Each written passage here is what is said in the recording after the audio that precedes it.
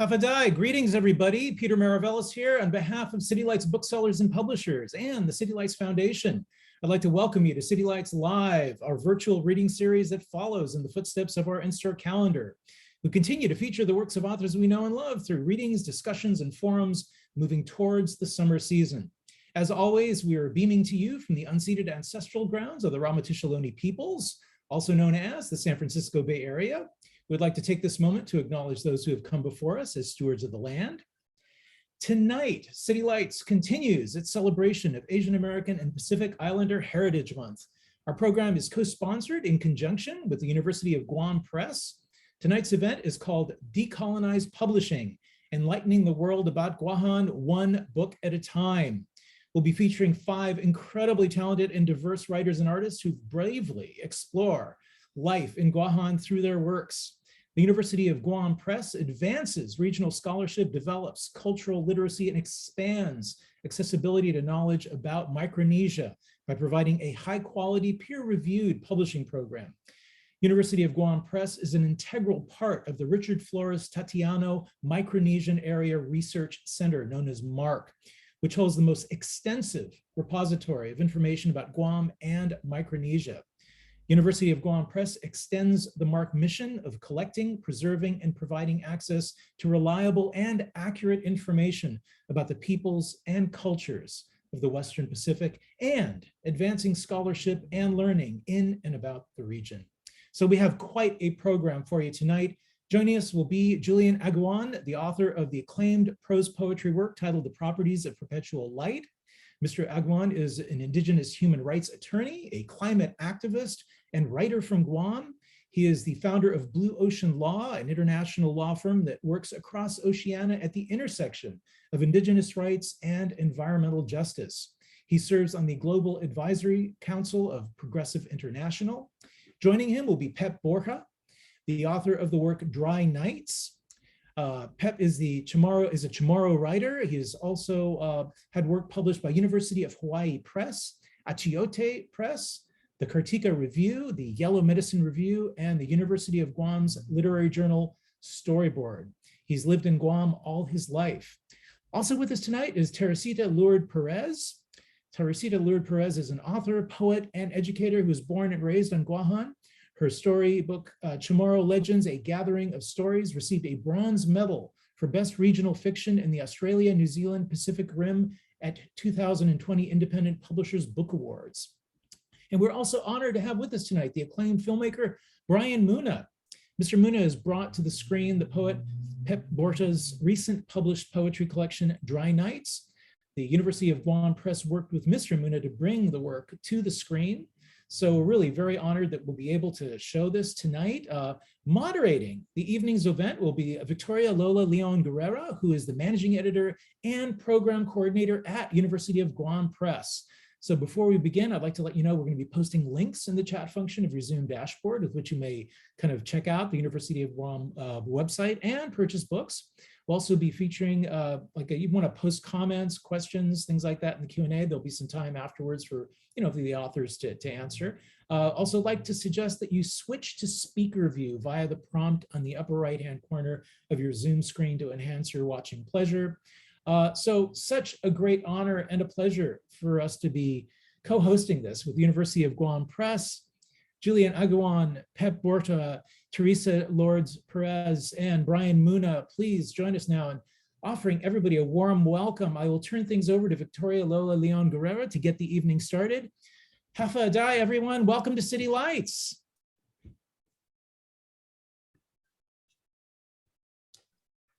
Hafa Day, thank you so much, Peter, for having all of us today.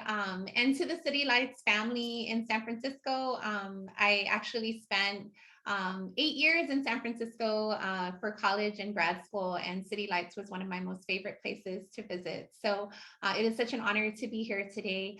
I wanted to talk a little bit about the press and kind of open up with what we've been up to over the last 7 years. So the University of Guam Press was revived as an active publishing house in 2015. And since then, we've really committed to creating space for indigenous voices that had not not really had a home in this way. A lot of our indigenous authors are mostly self-published, right? And so a lot of the incredible books coming out of our island saw only one print run or are often hard to find. And so when the press was revived, we were really committed to ensuring that we supported our local writers from Guåhan and throughout the region of Micronesia, and that we would be able to create these beautiful books that had longer life and could be distributed not just in our region, but to the world. We also were really committed to identifying the kinds of books that our community wanted and trying our best to provide them. And so when we first revived the press, we wanted to take on a big project to document a special place for our indigenous Chamorro people here in Guåhan, but also a very important place historically. It's called Litexen. Litexen means a stirring place because the waters at Litexen are very rough, but also because it is a place of great spiritual importance in that, you know, as Chamorro people, we believe that the spirits of our ancestors continue to live on in the Halamtanu or jungle that they once roamed and in places where they once inhabited. And so Litexen is threatened by the construction of a U.S. Marines live fire training range complex being built atop Litexen, which would mean that for up to 36 weeks of the year, our community won't have access to this incredible place. And so the Micronesian Area Research Center felt that it was important to share the archaeology and research that has been done there over the past 2 decades by Dr. Mike Carson. And so we had thought, we don't want to, there's a lot of these sort of real formal archaeology reports about spaces like Litexen that have been published and are available in the archive, but we really wanted to present the archaeology and the importance of this space in a format that not just our community, but the world could connect to.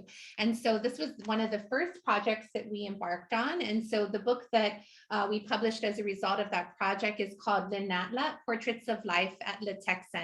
Linatla means life. And so we approached the book as, you know, Litexen is one of the only places in the Marianas where every period of human life can still be traced, dating back 4,000 years to when our earliest ancestors arrived here in Guåhan. And so, you know, we just kind of spent a few months with one of our island's most talented photographers, Anthony Jr. Tamayo, documenting everything that was there from the geology and landforms. And so the book starts by looking, you know, in part 1 about this idea of what it means to live right here. And so, you know, it really looks at the landforms, but also the plant and wild and sea life that's still thriving at Litexen. Litexen is currently a wildlife refuge and it's a protected area. And so we felt that it was really important for people to know that there were still healing plants that are found there and endangered species like the 8-spot butterfly that you see here. And then the second portion of the book, we had committed to Natlotla, to bring life, right? What was it like when people started to live there? And so there are caves where we still see the handprints of our ancestors that are thousands of years old. We have an entire section in the book that documents the artifacts found there in chronological order so that people can kind of see based on the tools and the jewelry that are still found in this area, what the lives of our ancestors may have been like. You know, one of my favorite artifacts that was discovered there was a pendant made out of dolphin and then a tool that was made out of a shin bone of our ancestors, a weapon made out of a shin bone of our ancestors. So all of that can kind of be learned about in this middle section, but we also felt it was important for people to see what it looks like when you go to the space. And so there's a lot of beautiful photography of that. And a lot of this intersects with what some of the writers are going to speak about later, because it is a space that had been condemned by the US military. There's also the more recent history of families whose lands whose native lands are from here. And so there's photos of families engaging, in building homes and making breadfruit and planting breadfruit. And those trees can still be found today. And so we didn't want to just tell a story of the distant past, but also the recent injustice of land taking and condemnation and the struggle of these families to get their lands back. And then the third portion of the book really looks at the continuing legacies of this space. So it's a space where people go to fish. It's a space where people go to learn healing practices. So this is a Surahana or traditional healing apprentice. It's a space where people go for ceremony. Chant groups go to, have different types of ceremonies in the space. And so it's really, really sacred and important to our community. And it's part of an ongoing fight to get these lands back and to protect them from this marine firing range. And so there's also a section on the current activism that's taking place. And so this was the first book that we had really sort of embarked on as a press initiative. So we have, as any publishing house would have, we have a call for submissions, and we accept manuscripts that run through an anonymous review process as any publisher would do. But we also, as I mentioned, wanted to identify projects that fill in gaps in the stories that have been told about our community. And we felt that it was really important that our publications connect people to parts of our history that had yet to be documented. And so this ancient village of Litexen was a space that really people, because it's been closed off as, having been condemned by the Navy, and then now as a U.S. Fish and Wildlife Service area where parts of the refuge are closed off to the community, we felt that it was important that this publication connects people to this space and hopefully encourage people to fight for its continued protection. And so it also won the Independent Publishers Book Awards bronze medal. And it was our first sort of IPI that we had been awarded. But I wanted to talk a little bit about it as sort of a way that I think presses can and should identify not just the books that come in, but what are the books that we need as a community. And so for us, when we first revived the press, one of the most commonly requested books when we were out in the community was for a collection of Chamorro legends. And so we had been, we had kind of inherited a collection of books that had been published over the last couple decades by the MARC. And largely those books had been translations and reprints of European accounts of Guam's history told, mostly by visiting priests, Spanish priests who had been part of Guam's first colonial period, the Spanish era. And, largely again, all of these are from an outsider's perspective. And then in that collection of books, we had an older Chamorro legends collection written by a woman named Mavis Van Peenan, who was a military wife who had been in Guam in the 40s and had done some oral history collection and documented legends, but she had done so in English and in Spanish. And so she, in the older book, there is very much the lens of someone kind of coming into a community.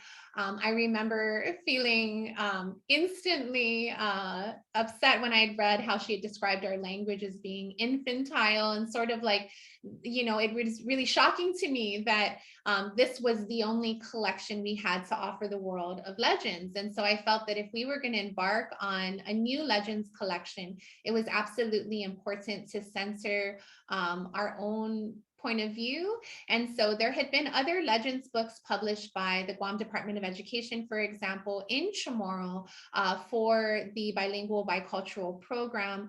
And a lot of these books were also really amazing, but out of print, right? And so we dug through the archives, we identified all Chamorro legends books that had been written, and we did a call for a Chamorro author. And we found an incredible author in Teresita Lourdes, Perez, who, she basically took what had been written and also did her own oral history collection and tapped into her own memory of the legends and was able to write Chamorro Legends, a gathering of stories. And so we had felt that it was important that it be in English, but also translated into Chamorro by Maria Ana Tenorio Rivera, who we call Sina Ann. And it was a beautiful collective experience where, you know, we worked together as women to kind of take a look at these stories and see, you know, what they can offer to us and to our community. And so that said, I'd really like to introduce Terry. As Peter described, she's an incredible writer. She teaches writing in our English department here at the University of Guam. She's the president of a local writing organization called Tsugi Motna. She also co-edits Storyboard, a journal of Pacific imagery, and our undergraduate research journal of Micronesia. And so I'd like to turn the floor over to Terry, who will tell you a little bit more about the Legends book and also read for us today. Hafa day, Terry. Hafa day, everyone. So wow, I'm totally having a brain fart here, but the whole thing that I want to do is I just want to start our readings. I want to read a little bit from Reflection 3, which is at the end, but it's a reminder for us here. So I'll begin there. How do I begin to tell you of the spirits here, of the Tautamo'na that are all around us, of the abandoned lots or dense jungle areas that are alive with them, of the trees that keep them anchored, trees shrouded in mystery? How do I tell you of the way my aunts and uncles spoke of these Tautamo'na, of their great anxiety and excitement, of the way my father, an educated man, conversed with them as if they were flesh and blood men and women, how he asked them to please stop bothering our dogs at midnight? How do I tell you that the dogs stopped barking at midnight? Or that the feel of goosebumps when I'm in my backyard is at once frightening and comforting? How do I tell you that the ghost girl who twirls around my friend's home at 2 a.m. remembers the pathway upon which the living room rests, that our ancestors have memories that last long after death? If I do try to tell you, especially if you're not from here, you will not understand. Or you will try to understand and call it magical realism. Or you will call it archaic and primitive, unsophisticated. Or worse, you will call it precious. If you are from here, you would know that the realm of spirit is wrapped up in everyday flesh and blood living, tied to the senses. And these deeply complex and powerful ways of knowing govern even slightly how you would live. Many people, if raised on this island, if Chamorro, and many times even if not, share this knowledge. And it is unbound by age or social class or by the number of academic degrees achieved. The ancestors call upon all of us to ask permission, to ask for forgiveness, to acknowledge and to respect them. And they tell us through the stories they give us. This is the story of siblings, Ponten and Fotna. In a time that cannot be traced by our memories, there were two who were brother and sister to each other, who were like gods and roamed the great vastness together.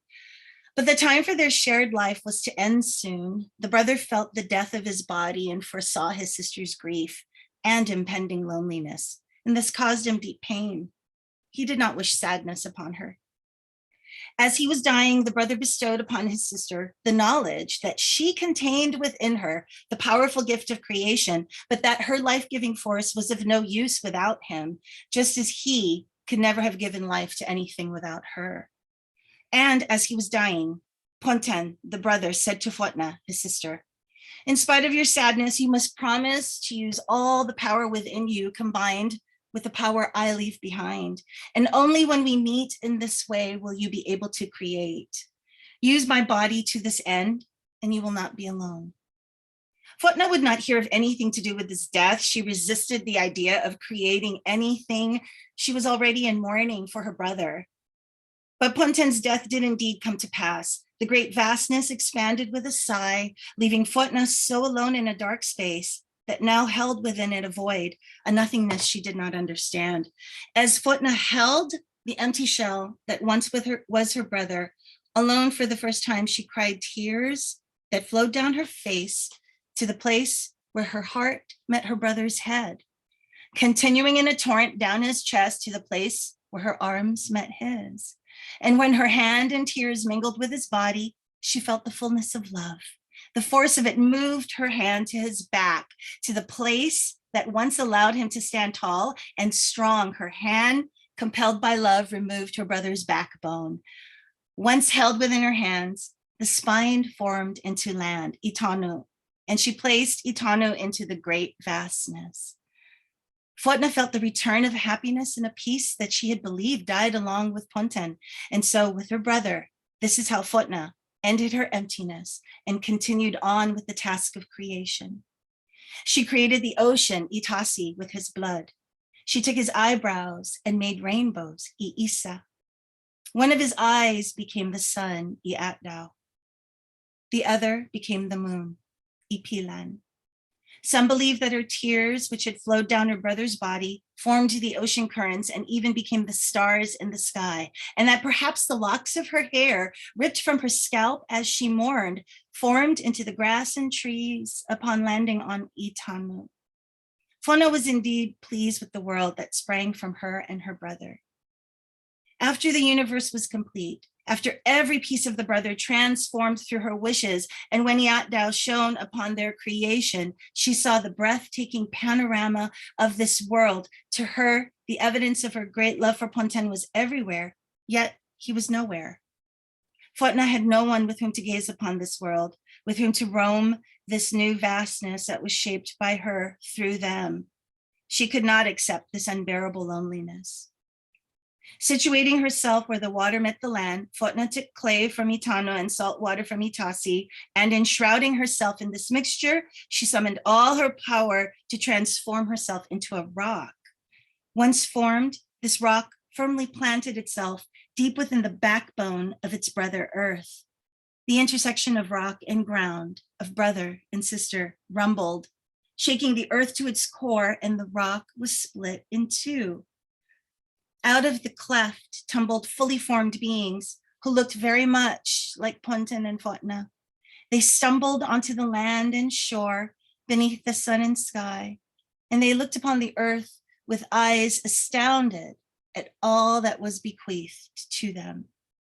Those who decided to stay on Itanu called themselves Itautautanu, or people of the land.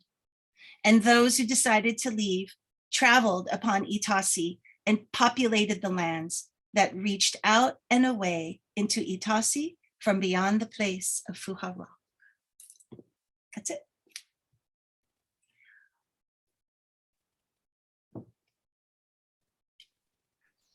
Viva, Citos Maasi, Terry, for that beautiful reading. And so we will be opening the floor for questions after all of our speakers today. So please, if you have any questions for Terry, we will have time for that at the end. So I am absolutely honored to introduce our next reader, Attorney Julian Aguon. As you heard in Peter's earlier introduction, is incredibly talented and has really taken on the fight of really protecting spaces like Litexian, as I described earlier, but also has been a voice for the peoples of Oceania, a very strong and powerful voice, so much so that his most recent essay, To Hell with Drowning, published in The Atlantic, recently was a finalist for the Pulitzer Prize in commentary. And so we're very honored to have published The Properties of Perpetual Light, which also just recently was awarded the Independent Publishers Book Award Gold Medal for regional nonfiction. Julian is a personal friend that I've admired for a very long time for his ability to put to words in such an eloquent way our people's struggles. So without further ado, I'd like to welcome Julian again. Thank you so much, Lola. So I'm just going to read one entry from the book entitled Zugu Means Yoke. Um, I'll just get started. The last thing I said to my father when he was still alive was how much I hated him for having cancer. And I hated him hardest the night before he died. It was Halloween. I was a teenage mutant ninja turtle, Donatello, and all I wanted in the world was to get as far away from that hospital as I could. The hospital that smelled like spite and served as a second home to my siblings and me in the months leading up to his death. I threw an epic fit after being told my chances of going trick-or-treating weren't good. I fretted as the hours rolled by, convinced there'd be no candy left by the time I got there. I let every adult in my dad's hospital room, including my dad, know how much I hated being there, hated cancer, hated him. I nagged my poor mother so hard she finally relented and told my oldest brother and his wife, who had just flown in from the States, to take my sister and me to the mall. I knew the candy there wouldn't be half as good as the candy from the houses in Nimitz Hill, but I was dying to get out of there, dying to breathe some other air, dying to have just a little bit of fun. But, of course, it was my dad who was dying. Unbeknownst to me, he had been rapidly declining all that day and was, according to the doctors, decidedly on his way out of the world. Of course, I understood none of this then. At 9, one cannot read the signs, cannot see the harried pacing of nurses for what it is, cannot see the emptiness in a soon-to-be widow's eyes. After we buried him, we moved permanently into the house on the hill. The blue and white house on the highest hill in Mount Santa Rosa, the house where everything rusted from the saltwater winds that blew in with a vengeance from the Philippine Sea, the house that was never a home. I hated that house. So did my sister. I suspect my brother did too, though he never said so. It's hard to tell because we barely spoke at the time, at least not about anything that mattered. In fact, I mostly avoided him. In fact, we mostly avoided each other. Each of us mourned in our own way. My mom by crying, my sister by self-isolating, my brother by leaving, and me by eating. Believe it or not, though, that wasn't even the problem. The problem, as I see it now, was that each of us mourned alone, as opposed to together. I see us so clearly, each of us an island, all of us at sea. We didn't stand a chance. Luckily, we each found something to get us through those deeply lonely years. My mom found she could disappear into her work. My brother found a girlfriend. My sister found Janet Jackson and a bunch of our dad's old shirts, which she wore religiously because she smelled him in them. And I found a whole wide world on that red dirt mountain. The first thing I found was a family of tree snails, which I'd spend hours watching, wondering why they moved so slowly, wondering if they could, if they had to, move swiftly enough to save their own lives. I found so many things after that. I found I could slide down the smaller slopes to the back of my house if I had just the right piece of cardboard. I found out the hard way that before one runs through an open field of swordgrass, one should wear a long-sleeved shirt. I found no need for a bike. I found butterflies in abundance. I found more grasshoppers than I could count. I studied them closely, that is, when they'd let me get close. I was awed by how far their little legs could take them. I couldn't, for the life of me, fathom how such small legs could support such big hops. I wondered endlessly about wings. I was envious of everything that could fly. I prayed, without knowing how to, for wings of my own. I wasn't the only one. Further down the dirt road, my friend hanged himself in his house. The house closest to the bus stop where we took the bus to school every day. The house where words were shouted, not spoken. The house that was never a home. I learned so many things after that. I learned that same friend was an artist, that he loved to draw, that he drew a picture of a friend just before he died, that he tucked it away in a box beneath his bed, that he was capable of gentleness. I did not exactly know that because my friend was also sometimes my bully. But that's the other thing I learned, that when we are in pain, we inflict pain. That when we feel we can no longer breathe, we grab other people's air. I also learned this. Jigo, the village we lived in, comes from the Chamorro word zugu. Zugu means yoke, as in to bear a heaviness or to carry a burden. We all bore that heaviness, my sister most of all. I know this because once when I was 10 and she was 11, I found her outside in the middle of the night wearing nothing but my dad's old shirt, which he had washed one too many times and which, she said, no longer smelled like him. Though it had been only 1 year since he died, I was beginning to be able to read the signs. I could see the emptiness in her eyes. I changed my prayer right then and there. I prayed for her wings, not mine. Thank you. Oh, thank you, Julian. That was so beautiful. I think as I was listening to you, I was really reminded of how these books, especially the ones we're featuring today, are so much more than just the words on the page, but really are this lovely and powerful conversation that all of you have had with each other through your works. Like just thinking about the many intersections between the stories that you're sharing, and also the absolute privilege that I've had to work with all of you. Like I was just remembering as Terry was reading, while we were working on Chamorro Legends, I was pregnant and Sina Ann had lost her father. And, you know, we were going through so much life together. And then I remember how you had really birthed so much of this book during COVID. And, you know, on the day that we were televising your launch, my own father died, and kind of how your words in this book helped me through that difficult time. And then kind of transitioning into Pep and Brian, how, you know, such an interesting time for all of us that the pandemic was, pushed these books into new realms. And so Julian's book, we had really struggled with, how do we launch it in the middle of a pandemic?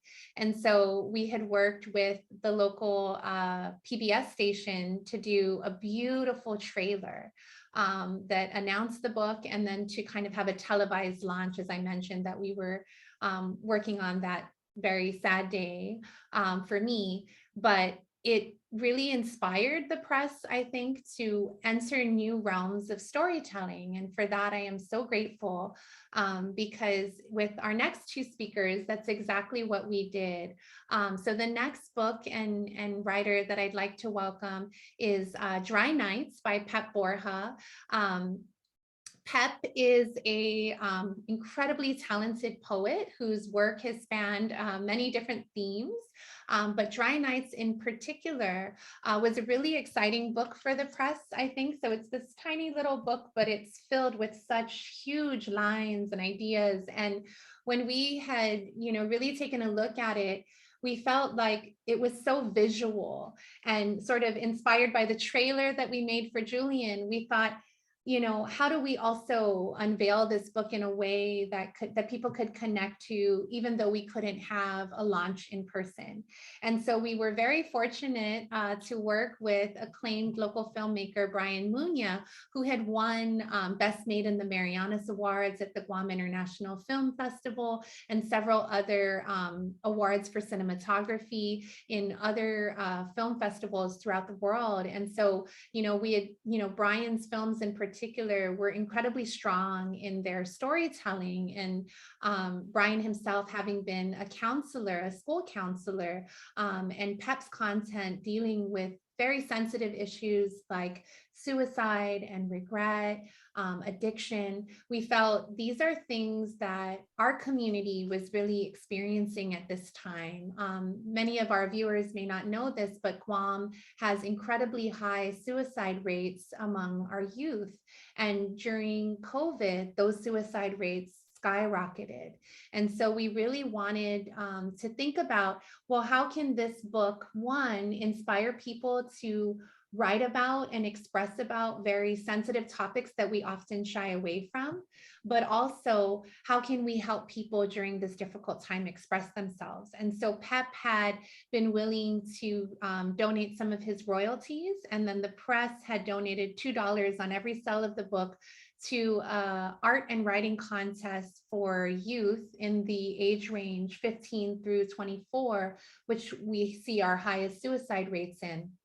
And so I'm very happy to share that the Your Art Matters Art and Writing Contest just concluded at the beginning of this month. And we had incredible pieces in every genre. We wanted to give awards for people to express themselves in writing, in prose and poetry, in film, in photography, in illustration, and mixed genre.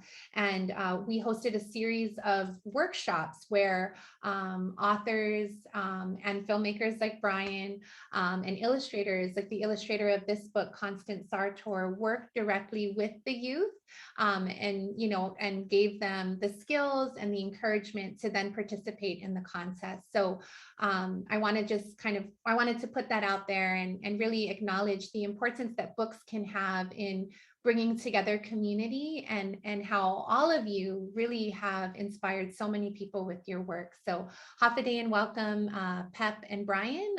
They're going to say a few words, and then we're actually going to watch the film that we made together. Hafaday, everyone. My name is Pep Borja, and I am the author of Dry Nights, which is a book of poetry that deals with themes of love and intimacy and longing and loss. The work is very personal to me, as much of the inspiration for the poems in the book comes from relationships that have shaped and informed my life. It's very different from the poetry that I have been previously able to publish, in that the work does not deal with themes that you could interpret as being like directly indigenous. Much of the work that I have published before dealt with things like cultural identity and political status and decolonization. And in that context, Dry Nights is, I think, a big departure from my overall body of published poetry, and does not really come across as a work of indigenous literature. Essentially, Dry Nights is a book of my sappy love poems. And these poems do not necessarily speak strongly to my cultural experience or to the traditional way of life of the place from which I come.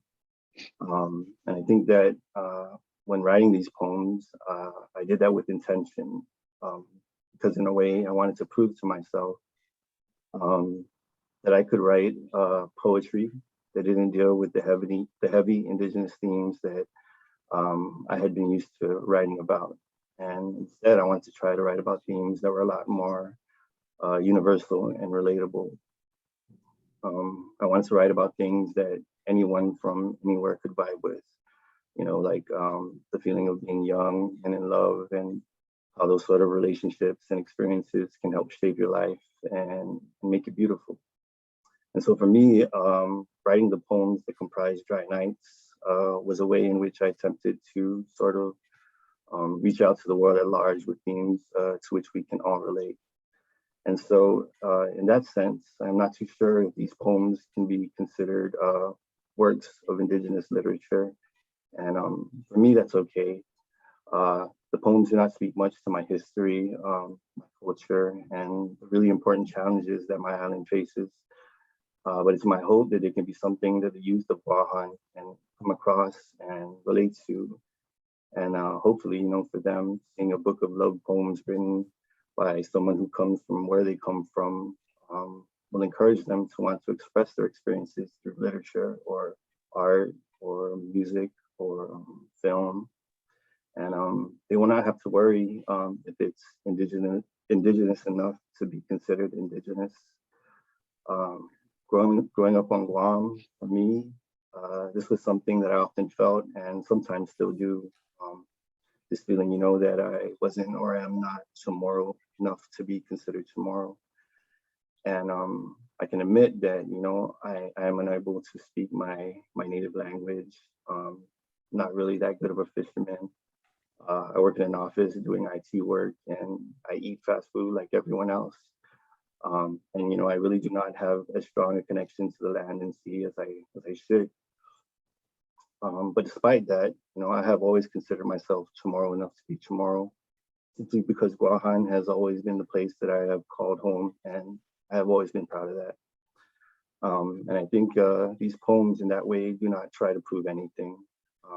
Instead, my hope is that they could inspire other Chamorros like me to be comfortable writing about these types of personal things, and not have to worry if their work would be seen as Chamorro enough to be worthy. It's also my hope that the work will encourage the young people of my island to be comfortable expressing themselves creatively and artistically. I think that in a place like Guåhan, where everyone knows everyone else and families are really tight, it can be hard to engage in self-expression because you're always thinking about how the people you know and love will receive your work, and how that work will affect the way others look at them. And I think this can be discouraging for a lot of young people who have an interest in using art and writing as a form of expression. And so I hope that by contributing to the literature of Guåhan with my book of love poems, they can be encouraged to want to write and create and contribute as well. I think this is especially true for the young men of Guåhan, who I think sometimes avoid pursuing these types of endeavors that involve expressing these types of feelings and emotions because they fear they may be perceived as soft and not masculine enough. But it's my hope that the honest and genuine nature of my work can help them reflect on their experiences and give them the courage to express themselves in that manner, and let them know, that this type of work has real inner significance with regards to how we deal with and celebrate the ups and downs of life. And so for me, if my book can help a young Chamorro man with that someday, then I can feel like I will have done my job. To end, I just want to say that when I was asked to come on here and speak a little bit about my book, I was really worried and nervous about how I would be able to talk about it in the context of indigenous literature. And in that sense, I think I may owe you all an apology. In all honesty, the two other writers who came up before me can speak on that a whole lot better than I can. And so for me, they're a very tough act to follow. I know my book may not be as culturally significant as the work that they have given us, but for me, that's all right. What really counts is that, I was able to come up here and talk about something that I created with personal experience and feel like it was a worthy work of art that helped to contribute and further the literary tradition of the place I come from. And from that, I'm immensely grateful. Thank you. Well, that's a lot to follow. But I guess, like Pep, I guess in my case, coming on here, I did not write any of the words at all. So you got one up on me, Pep, there. But the journey to making this film was really an interesting one. I think Lola originally approached it as a trailer for the book because of, like she mentioned earlier, they were thinking of creative ways to kind of launch this book during the pandemic, and then I think it was through conversations I was reading the manuscript and I felt a lot of relation to what Pat wrote. And I was like, well, this is definitely something that could be a short film. And unfortunately, my only regret is we didn't do the whole book. But and we there was this process of like choosing our favorite poetry, and I just remembered like, oh man, there's like so many good ones. It was hard to choose. but I want to touch up on the fact that just because I was a former counselor, I've worked with a lot of youth for over 10 years. A lot of the elements that Pep touched on were elements that I still saw, one, when I was growing up, going to school, going through my teenage life, early 20s. And then as a counselor going into high school for 7 years, these were still issues that I saw students were dealing with. And what I found was there wasn't much outlet for a lot of them to really express. And, Pep, I'm glad you brought up the fact that creativity was one of those outlets. I didn't know that I could use creativity as an outlet until maybe my 20s. So I started actually the filmmaking process in the 20s. And one of the biggest hurdles that I had as a local filmmaker was I was always looking outside, like, oh, the industry's out there. I have to go out there. I have to do everything out there to become a filmmaker, and then maybe I could come back. But resources and time just weren't on my side. And so I had to make it work on Guam. But I found that creative outlet that kind of pulled me out of a lot of personal things that I was dealing with. I used it as a way to escape. And with Dry Nights, it was one of the few works where I actually got to work with an author's piece and helping try to translate that into some sort of reality. So there was a lot of collaboration with Pep and Lola and the team at the University Press to just try to figure out what each of the poetry pieces that we were featuring really meant to us and what was the right way to represent it. And a lot of it was in Pep's mind. So a lot of it was digging into Pep's mind and really trying to figure it out. I like to say that we didn't just go to every location. Lola was really good at trying to make sure that every place that we were at had some sort of meaning and purpose. And in some ways, represent the island. It's not the main feature, but in some ways, there's bits and pieces of our island. And I think it's one of the few works that I was really proud of because of the fact that we got all this talent, and even the talent reading the poetry felt connected to the material. And that was very unusual for talent that I usually work with to just find strong connections for a poetry piece. So I think that one of the best things that came out of this project where there were so many people involved in the creative process. And like you said, Pep, finding that creative outlet to really just express and kind of deal with maybe some of the emotions. I felt like a lot of us were kind of going through some kind of thing when we were filming this, whether it's said or not.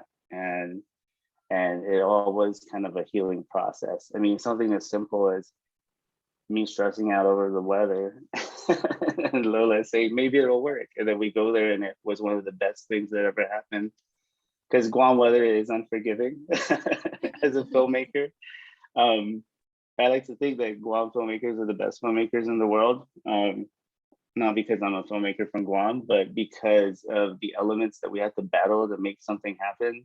And definitely there was a lot of challenges in making this film, but I'm really excited and really happy to bring Pep's work to life.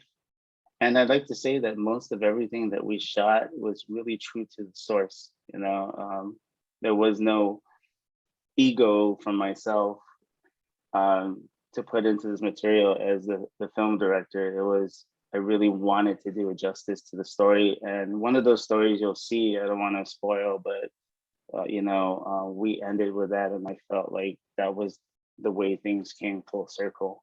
And a lot of conversations are evolving from that. So thank you, Lola. Thank you, Pat, and the University Press team. And thanks for having me. Oh, thank you guys. So without further ado, I'm excited to share with our audience Dry Nights, the short film. We did 2 showings at a local theater that sold out and were packed house, which is an incredible feat, I think. But the film is now available for rent on our website as well if you wanted to watch it again after today. But I'm going to go ahead and get us set up. And let me go to full screen and enjoy.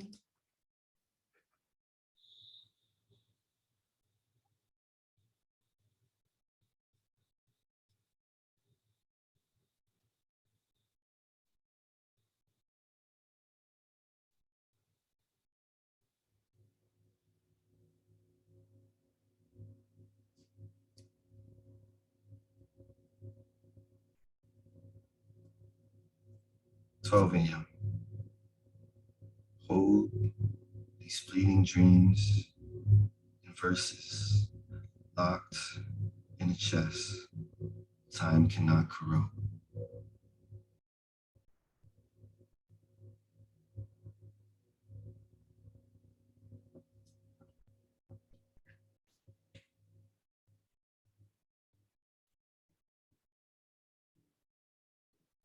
Awake. If I asked, would you show me how you made the earth move again? Would you show me how you turned the night round and airy with your waist in the dark, spinning in moves that make me dizzy? Would you let open the leaves of all your trees until the sap drops, white and sticky at the rift, and branches so thick they get naked in the wind? Would you let me taste when I thirst to appreciate you, because you know I've come this far? Would you let the river run again with your caress? Let the grass in the valley wake up sleepy and your touch in the purple awakening of the sky?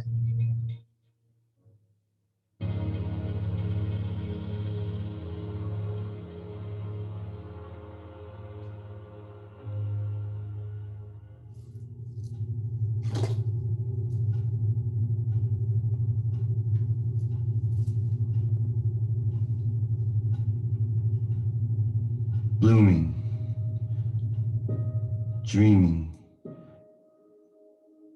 bare beneath sheets.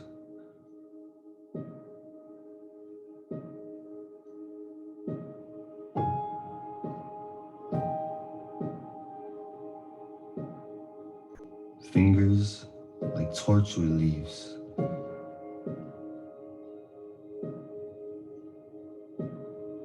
Kissing a pink sky when it's cold inside.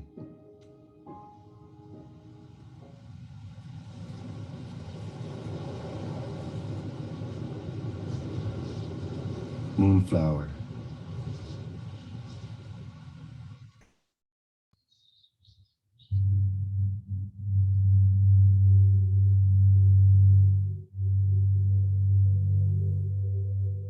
Scarred you are, lovely.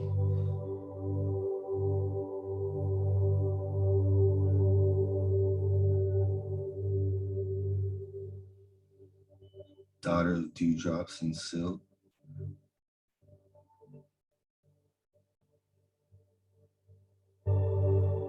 I'm here by the edge.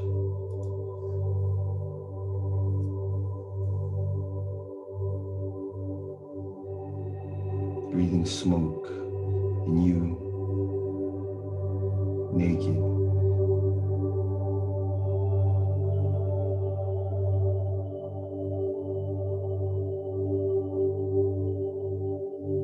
Dancing slowly in starlight.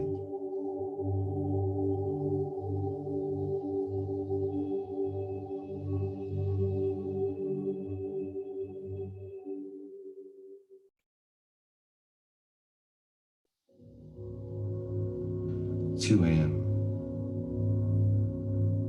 Your thoughts, bone shipwrecks,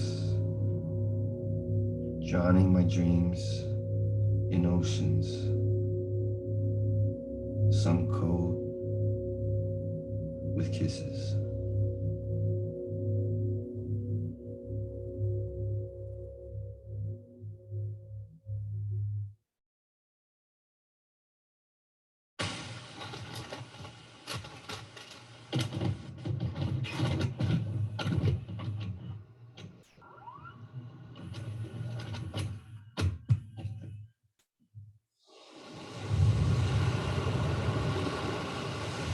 I wish I could have seen you,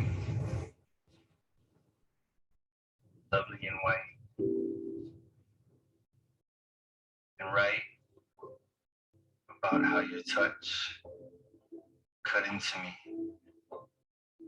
like a razor into a half gram of rhymes.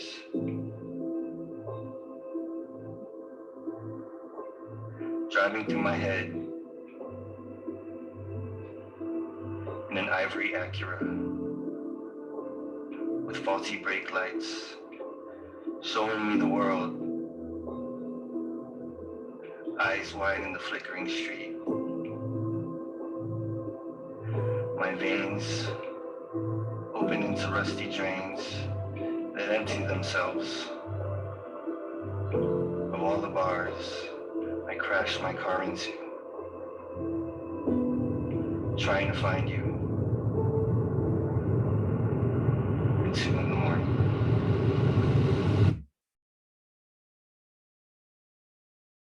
Canoes. The vulnerability of the evening breaks me. I hear a Pisces song from an open window, the teen and the veering. Imagine an ocean between two exiles.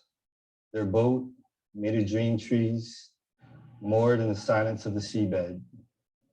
The verses are maroon and flotsam, and I'd give anything to be close to anyone.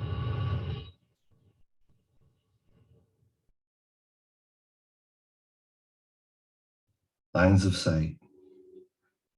You are the silence in the distance, and everything that's been since your eyes last burned mine is a dusty box of expired ticket stubs, folded notes I can't bear to open up. From where you are to where I am has become an empty space on a page I can't mark within me. And I find myself stalking your obscure tracks, hoping I'll someday find a path that will lead me back to your gaze.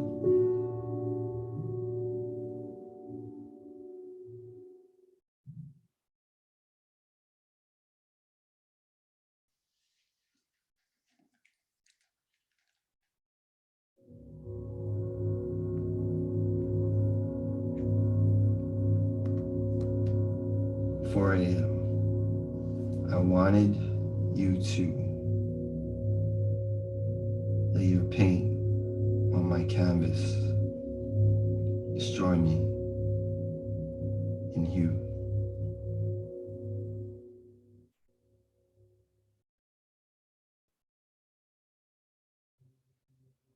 Color.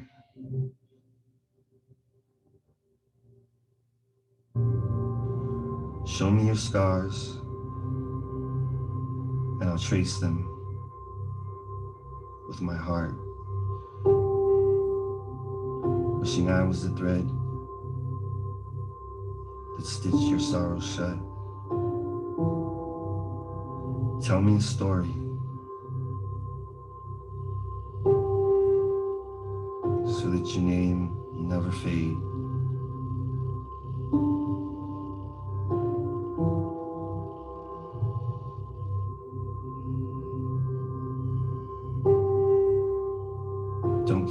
paper. Tell me of the thinner that stripped you of your smiles, and I'll paint you in hues that don't bleed when you're dreaming.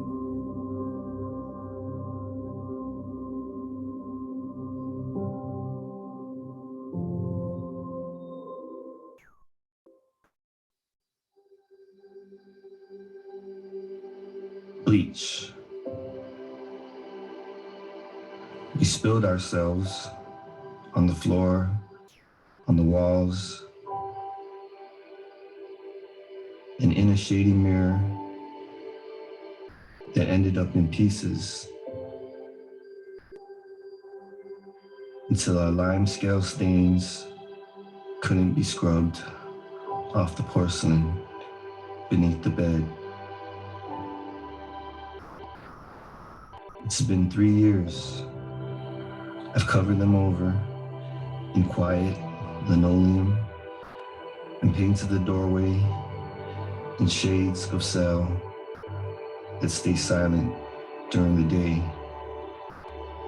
But sometimes I'll find a discarded strand of amber abandoned in a corner, and the scent of cocoa butter cast off in the dresser drawer makes me think of how our clothes shared their space in a hamper in the bathroom, and how wash days were happy when you brought your music, moving through cycles and loads, with your smile dancing circles in the windows as I watched you, sitting on the washer, hoping I'd have enough quarters to keep those moments spinning.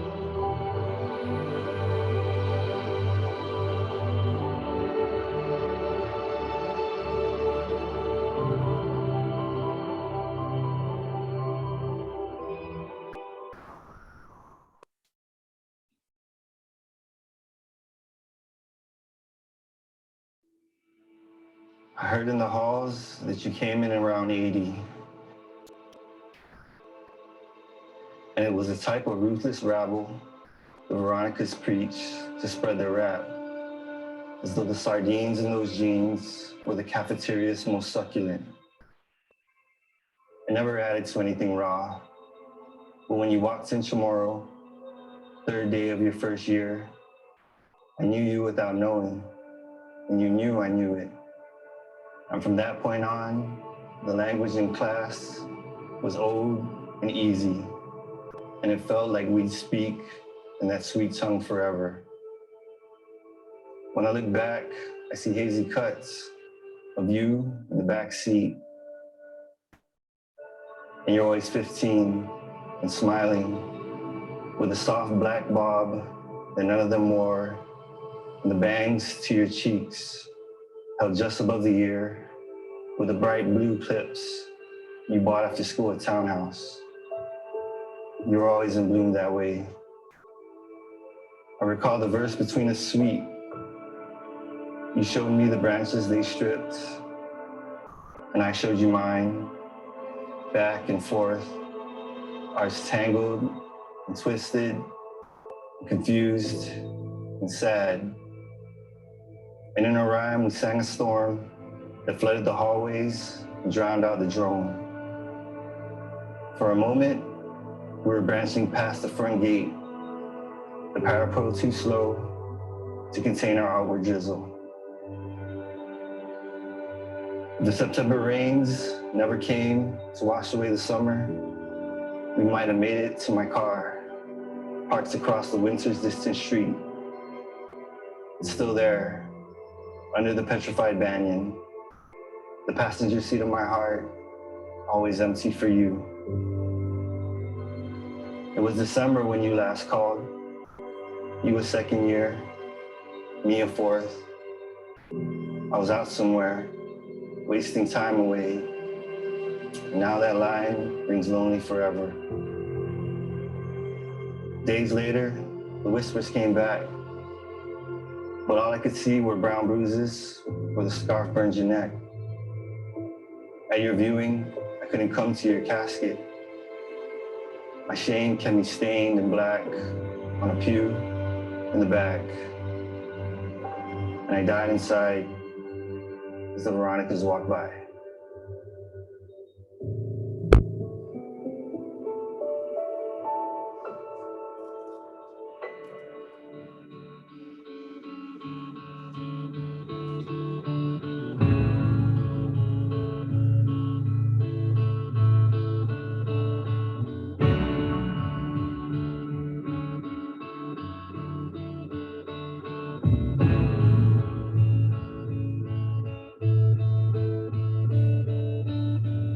So far, I'm gone, lost with words to say. I close my eyes and all I see is your face when I sleep and feel you next to me.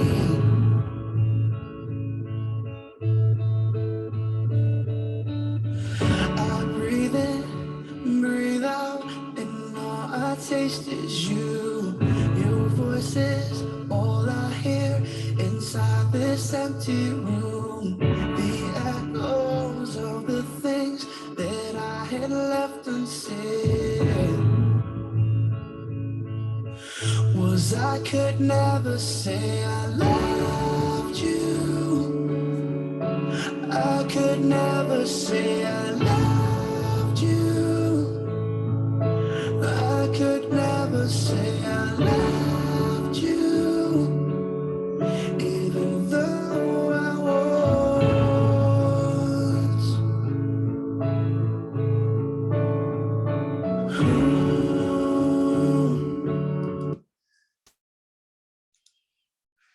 All right. Thank you guys so much. So yeah, that's what we wanted to share with everybody today. And so we'd like to open the floor for questions.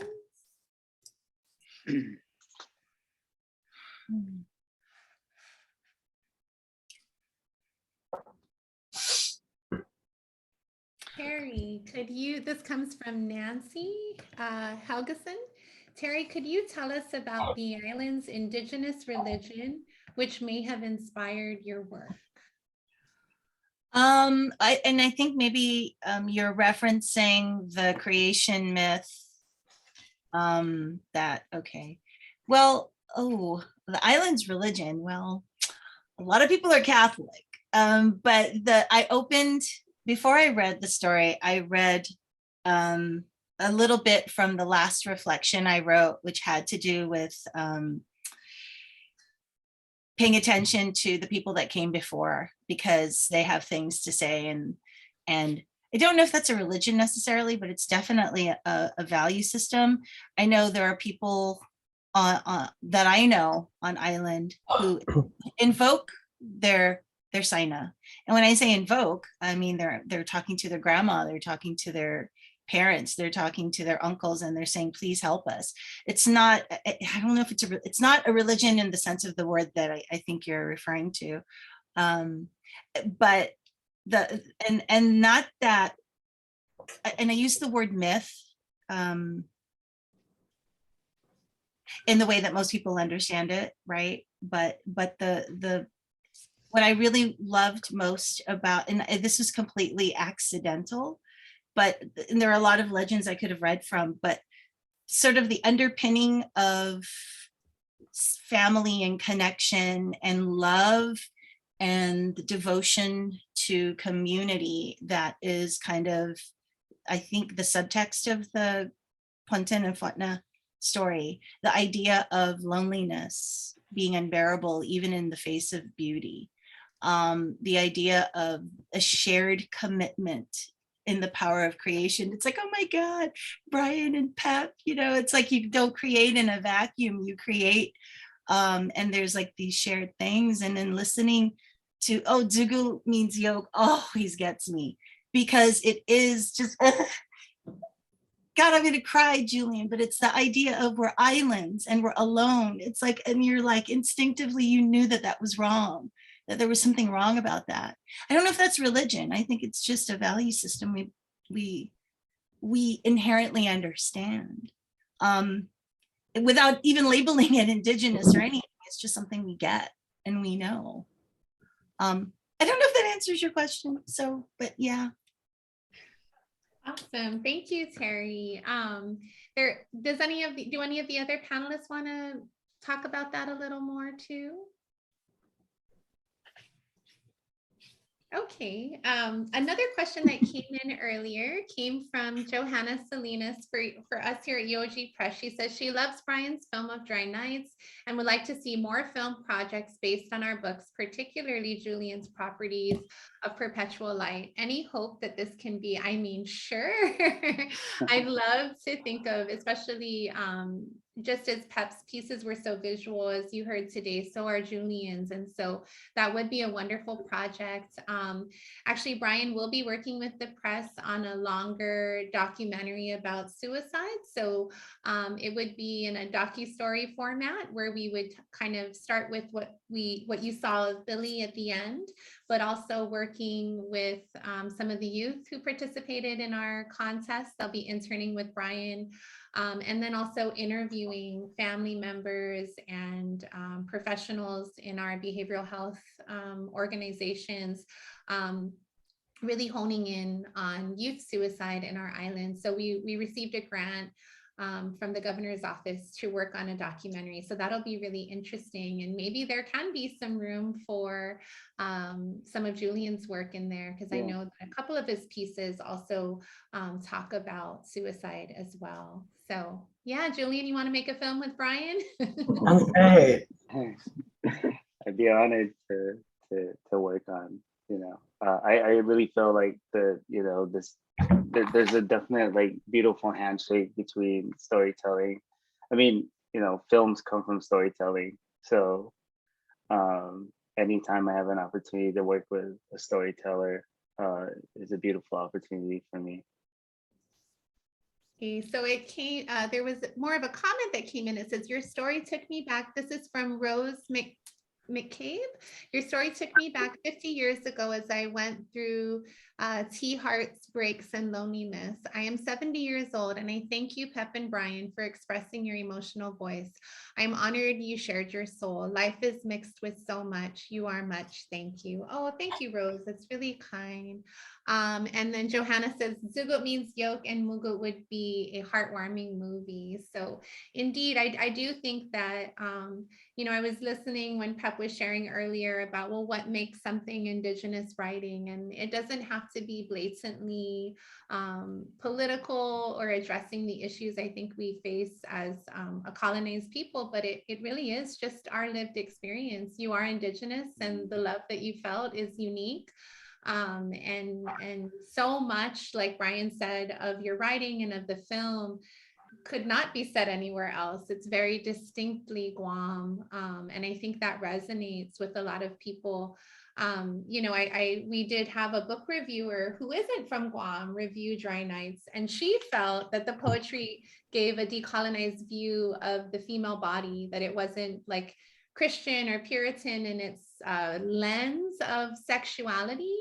And so it's interesting that even though you had wanted to veer away from that and really just kind of, pour your soul onto the page without even trying, you had a unique view of love that someone recognized as being decolonized in and of itself. So I think that's an important thing in the theme that we're looking at today in terms of decolonized publishing. The act of writing and bearing your soul is an act of decolonization, especially in a space where for so long others have told our story, and reclaiming that space is a really important thing to do. And all of you have done that so wonderfully in your books, and I thank you. One of the things that was really interesting about collaborating on Chamorro Legends was that, and you referred to it earlier, but I kind of want to emphasize it, it was very community driven. It was written by not just me. And I don't write it. They're not my words. I mean, they're my words, but they're not really my words, because I did a lot of research, but to get away from the paper, I talked to Vicky and I talked to Senora Ann, and the three of us talked in conversation. And it's that, I don't know what to say. I don't know if that's, it's interesting. It wasn't an individual piece. It wasn't just one person. It was a community effort, a community collaboration. Even Senora Ann had Senora Terry Flores help her. She was the copy editor, but you know, those two old ladies didn't just copy edit. They talked to each other. They're like, hey, you know, why didn't you do this, right? And she said, so there was a lot of input. And so it's really awkward to say, you know, yeah. And I think that's what's the beauty again of all of this is the community effort. Pep, in Micronesian Anthology, my piece sticks out like a sore thumb because it's about waking up next to somebody the night after you're blind drunk. It has nothing to do with the other pieces. And to this day, I ask the editors, you picked mine. It's like, so one of these things just don't belong here kind of thing. But, you know, I think it comes from us, and it's a collaborative, it's community, it's beautiful, you know, anyway. Thank you. Thank you. Yeah, that's a great point. Okay, so our next question comes from Ariel Lowe. Happy Ariel. It's nice to see you here. She asks this of Pep, but for all the writers on the panel, could you describe your experience with the steps between compiling your body of work and then preparing or taking that leap to submit? What advice do you have for writers in that stage presently? And then secondly, since publishing, has your relationship with your work changed? And if so, how? Oh man, for me, you know, compiling the work and then like trying to or build up the courage to actually send it in to get reviewed, you know, for publication was really a really scary thing. What I really worried about was, you know, like how for one, how good my work was, you know, because I wasn't really confident that my work would be worthy for submission. And then two, what I really worried about was if it did get chosen for publication and you know, it got out there, how like my family and like my friends would you know, perceive my writing, because that was something like I think that a side of me that they had never seen. So for me, that was the biggest thing to overcome, was just that fear, you know, of being judged and stuff like that. But I think once it was out there, you know, and, you know, once I sent it in, like once you don't have control of it anymore, you kind of have this big weight taken off you. And, you know, you just don't worry about it anymore until you get like, you get a letter saying it's been accepted, then you really start to freak out. and so, but for young writers, you know, my advice would be to just go for it, you know. What you have to say, I think, is important, you know, and if you really put your work into expressing that, whether you want to write literature or a song or any other form of art, you know, you just have to go for it and see what happens. Yeah, and then the second part of her question, I am curious to hear. So since publishing, has your relationship with your work changed, and how so? Well, I think since the book came out, you know, I don't really have those same kind of anxieties. I mean, I still have anxiety about reading and speaking and stuff like that. But as far as writing, I really do feel a lot more confident as a writer. And, you know, it's helping me to explore writing about other things that, you know, I would have felt had been challenging before. So yes, I definitely have more confidence, you know, after being published and stuff. Nice, thank you. How about the others? What was your experience with compiling your work and submitting it? And has your relationship with your writing changed since you've been published?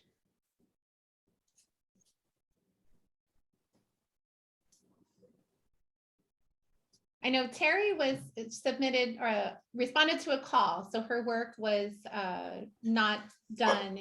She responded to a call and worked with us. But Julian, you compiled and submitted your work. You want to talk a little bit? Yeah, about sure. No problem.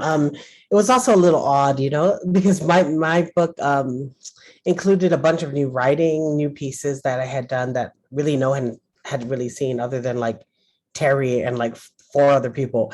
And then, but it also was weird because it had some older pieces that I wrote, like a eulogy. I had written a couple of poems, a couple commencement speech. So in some ways it's an oddball because it's like an anthology, but from one person, which is a little odd.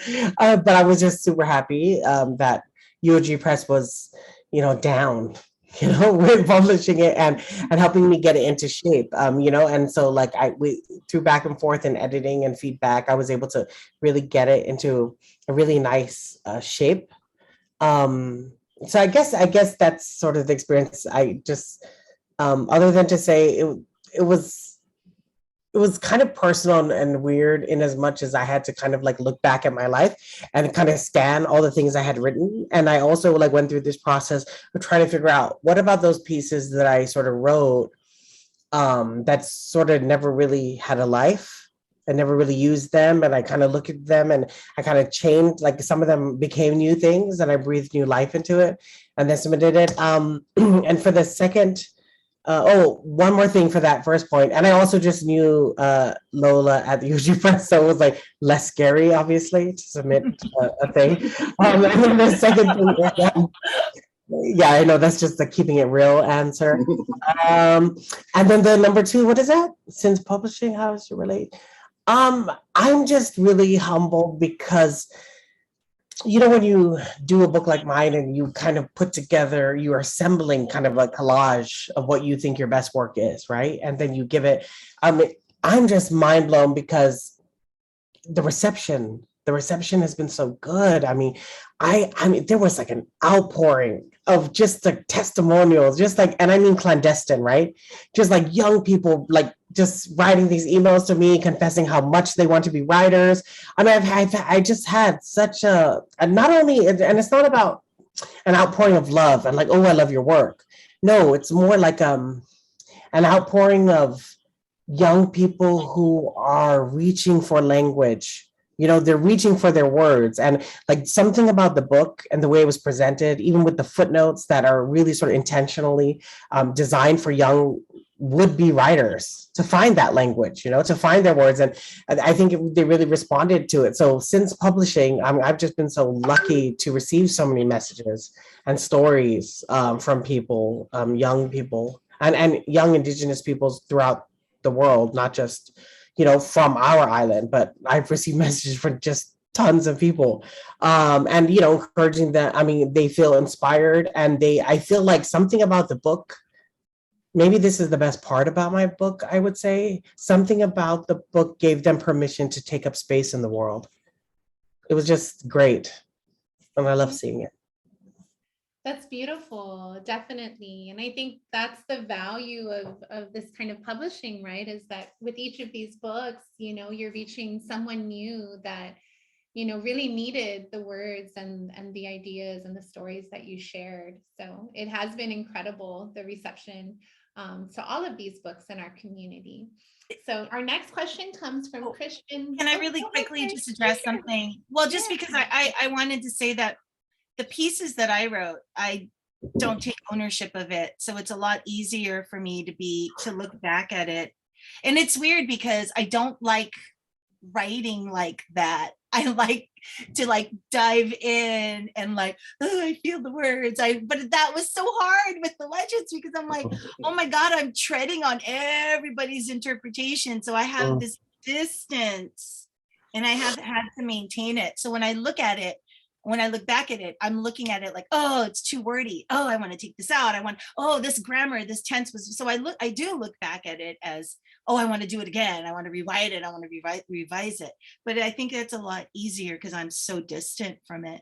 And that's a unique thing because I love the fact that everybody else's pieces, there's so much, it's so rich. And I feel like they're all like warm blankets that I just want to dive in and just see what happens, so. Yeah, but you did. I will say that I really enjoyed the parts of you that are in the collection, like your reflections. And I think with each legend, you really got more and more into the characters in a way that I hadn't seen done in any previous legends collections. And that was collaborative. That came out of discussion, right? Because I think again, that's a decolonized perspective, if anything. And so it was a beautiful experience. The writing was distant, but the community was tight. I don't know if that was a very interesting experience for me. That's a great way of putting it.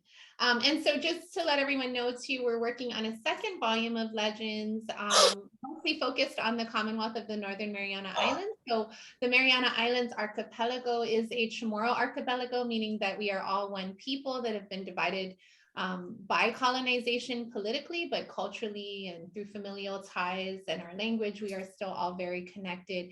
And so we wanted to do a second volume focusing on that. And the writer authoring that, Andrew Roberto, is taking a lot of liberty with the story. Yes. So he's really, so inspired by Terry's approach, he's really reimagined the stories. They're much longer. So they really kind of are short stories inspired by legends as opposed to kind of just strictly legends. So that'll be really exciting to see how that's received by the community and how it works in conversation with Terry's book. So yay. So let's take a look at what Christian asked. Hafaday Christian, for Brian, what advice would you give to those who are trying to develop and grow their skills in photography and videography?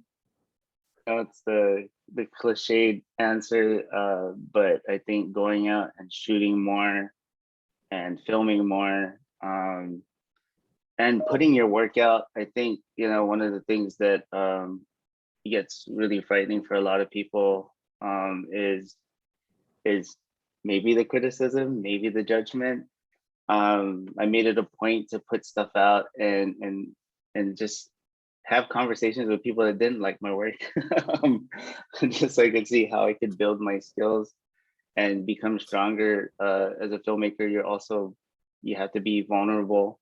And I think one of the most powerful tools, I think, before, clicking the button or pressing record is understanding story structure, even with photography.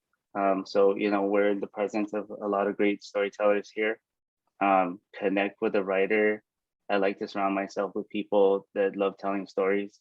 And then I make that the motivation, and I use videography and photography as the tool. So I hope that helps. My son loves your workshops, Brian. Thank you. The tall, skinny white boy. He loved it. He loved it. Okay, awesome. Hey, he had some good stuff. He was so happy you guys knew who Slipknot was. I'm like, oh yeah. Yeah. That's our era. Okay, so are there any other questions from our audience?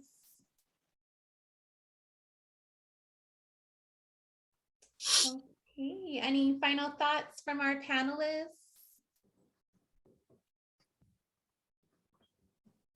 All right. Peter, thank you so much. I'll go ahead and turn the floor over to you. This was so much fun.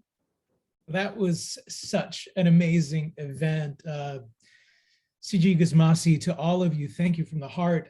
It was epic. And just the way that, we incorporate film with the literature, and it's so obvious that the UOG project is about community building. And that's something that here at City Lights, we totally relate to. So Lola, thank you for bringing us all together and for being such an excellent moderator for the evening. Julian, Pep, Terry, Brian, ever grateful to you for gracing our virtual halls. Someday, I really do hope we can do this in person. Also, I want to thank the audience for joining us. You helped complete the circle.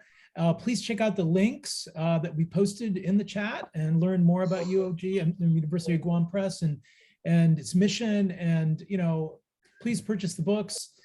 Tonight's event has been made possible by support from the City Lights Foundation, which has been continuing the legacy of our founder, the late Lawrence Ferlinghetti, through public events like this one, through a publishing program and educational outreach, all dedicated to sustaining a vibrant community of readers, writers, and independent thinkers. So please take care, everyone. Please be well.